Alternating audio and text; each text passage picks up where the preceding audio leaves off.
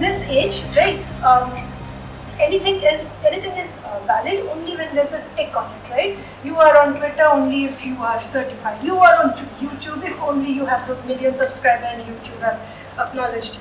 So this was my first failure in life, which was certified by state government of my nation. What happened was, I have been fairly good student. I used to get second, third rank in class, school all my life, but I failed in class 12 board exam. Actually, my dad decided not to pay for my education because the home was full of 96 and 98 percentage. Who would invest on a kid like me? So my mom got me to start a tutorial where I used to teach kids, right, who are really bad in studies. And for me, it was very exciting because I knew where they were failing to understand. I knew what are the difficult concepts, which is not easy to understand. All my life, my education was about pleasing others, but after class 12 board exam, my education was about, if I looked at a concept, the first thing came to me is, can I explain it to the person who refuses to understand this? And that became something which helped me in my future career. Why? Because failing on that special area of life made me realize that there's no future for me. But then the tutorial gave me a different perspective on education. 6 out of 200 was my mathematics score, and in December 2002, I decided I'm going to sit for XCT 2003. And 1 month of preparation, I clear XCT. It doesn't end there. The moment I clear XCT, that's a success. We celebrate, oh my god, amazing. And then I clear the interview as well. I get into Accelerate, I start the course, and then I'm in a classroom with people from IITs and BITs who find it embarrassing even to breathe the same air as mine. I'm bad, I'm not a fit to them, I'm intellectually way below average and culturally unfit. Definitely I don't fit in.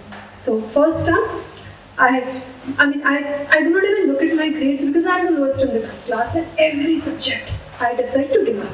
So this is the faculty, Dr. Mathai Fen. I walked up to him and I said, sir, I don't belong here. I should walk away.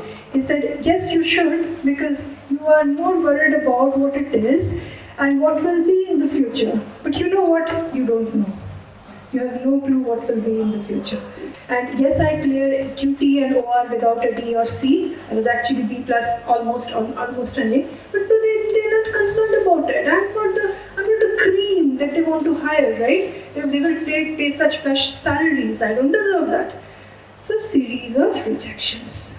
Degree from XLI and rejections. Amazing. I lived that. With pride, interestingly, yes, I did land a job, but before landing the job at the campus, something else happened to me. There was this presentation on community, right? And back in 2006, communities were very different concept. Nobody actually knew about it. It was essentially Yahoo groups. At another faculty of mine, Dr. Madhukar Shukla, I said, sir, I saw something about HR community, I hated it. So he said, yes, you are in MBA college, you're not supposed to like what you see, you are supposed to hate everything that you see. So what do I do? So create your own community, and he gave me an idea. I'm an MBA student, I do not own an idea. I'm non-engineer, so I don't code. And I took his idea. He said that create a platform which is open, anonymous, anybody can come and question, anybody can talk about their work-related problem, get solution from experts worldwide, free to use. I love it. Visionary. This is what I should be doing. I went to Google, I searched, and like every other MBA student, and I found a website called SiteHR doing exactly that. In a few months, I created the offline chapters. From India, it spanned out to different cities internationally. Minded, I don't own the company. There is no funding for me. There is no backup. It's just a community of people believing in something that brings them together. Building a community for HR, right? An open, anonymous community, free to use, that solves problems such as, you must have remembered the news wherein the person in Maruti, right, the HR manager in Maruti gets killed, and in the same week, the person in Kerala, early in the morning, puts in the community that I had just reached office, My worker got killed right outside the factory. They are heroing me. My boss ran away. I do not have an access to anything else. The internet is the only thing that I have. What do? I don't want to get killed. Instantly, people from the community started reaching out. We just did not help him. He was alive. He was rescued alive from that situation. That's the strength of what we were building. When we crossed 100 million uniques, I reached out to editors from mainstream media and in English daily. I said that two people from India have created a community which is not even there in the other parts of the world, and we have crossed 100 million uniques. You bootstrapped. The editor said, okay, so where is the story? And when we meet somebody and we say, this is what we are doing, SiteHR being a little popular, people used to access it. So everybody would see me that, okay, you're from SiteHR, तो SiteHR करते हो, तो करते क्या हो? I said, yes, करते क्या हो? पैसे कहाँ से आते हैं? So we live all those things, right? It's a rejection, failure on a daily basis. Building a community for 3 million people at 2 a.m. in the morning, you find people coming and sharing work-related problem, life-related problem, and we are giving actual solutions to them. Not soul searching, not a chicken soup for soul. Actual solution which gets them their job, which gets them their company revenue. Yet, we are still there. And then suddenly 2013 happened when India Internet Day became so big, right? And there were 6 startups who were acknowledged, and interestingly, we got acknowledged. Wow. Hang on, thank you so much, This is why we should celebrate. We do not know what we are celebrating, a success or a failure. The moment we are acknowledged by India Internet Day, there are investors who are reaching out to us, suddenly, right? There are competitors who are interested to us because they want to get funded. Suddenly the story changed.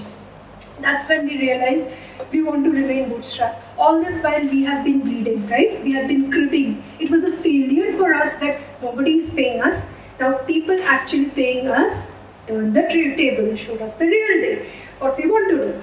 So that's how we still continue to grow. We still continue to become, according to Alexa ranking in 2016, we were ahead of US government website PayScale. And in terms of HR community, we were on the top. Since 2016, this day happened to me, right? President of India telling me, yes, you have done something. The minister whom I have looked up, watching Heads and Tail on television during my school days. She telling me that, wow, you have done something, I'm proud of you. As a woman, wow, amazing. This is exactly what I feel when I was rejected, right? When I used to receive rejections, I decided that I will not count how many rejections have I received for this job or this role or this project or this commercials. This is what my ma said to me, right? She said that every time you failed, failure and every dismissal made you realize your passion for work. It exceeded every disappointment. Your passion made you successful every day and kept adding to your skills. And then your failures eventually turned into success. And as I can understand, every failure was a silent motivation for you to work harder and succeed. I'm proud of you. My ma had seen me. Thank you so much. Thank you so much. When I saw Fuck Up Nights, I thought of I should be talking about glamorous failures, great failures, failures that sound so saleable in the press, right? Who will talk about this kind? Who will to editor bolega na story kidhar hai? We'll tell the story. This is what you live through every day. When you receive something which world considers a success, take my words, you do not know. Time and money is never a measure of success. I speak as an entrepreneur because as an entrepreneur, we never have money. We are always short of time, and yet we do everything. So time and money is not a measure of success to me. What the world says is again not a measure of success to me. And failures, that happens every day so much that I'm glad that today I could talk it out loud just as I work out loud. Right? I'll leave you with this thought. I love Disney fairy tales, right? We girls love it, right? Let's say it. Yes, we love it. So here's my fairy tale. Mirror, mirror on the wall, I'll get up each time I fall. Whether I have to limp or crawl, I'll stand up and I'll stand tall. Thank you so much.